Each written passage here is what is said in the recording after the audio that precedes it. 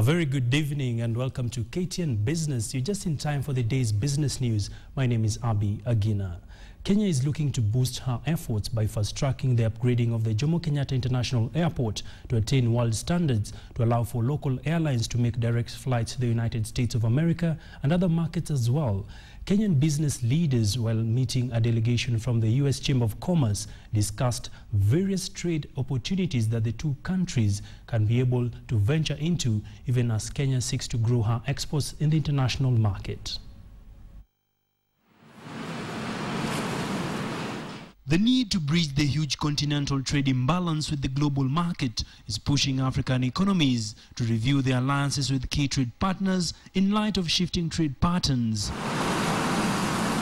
We are still not as big trading partners with America. It's about 0.3% of what America imports. That's what Africa does with America. Among the countries Kenya is eyeing to more than double her exports to is the United States of America. Currently, Kenya exports goods worth about 29 billion shillings to the US, while importing twice the amount from America. Figures for 2013 show that Kenya imported goods worth about 57 billion shillings from the US, a clear indication of the huge trade imbalance. We don't have enough cargo going to and fro. If you look at China today, you get a container at close to $600, $700.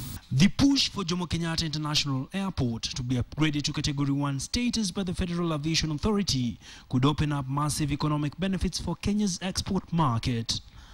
We start getting direct flights, we can set our horticulture, floriculture straight into American markets. That will make it competitive. Then allow some free air to come in for charter flights. It will be much, much more better. Currently, Kenyan airlines do not fly directly to the United States, thus making Kenyan goods uncompetitive owing to the high air freight costs. Kenya will also be banking on growing her exports through the existing Africa Growth Opportunity Act, AGOA, which will in a few weeks be under review in the US Congress. The problem right now is logistics. Logistics means our cost of transportation from Kenya to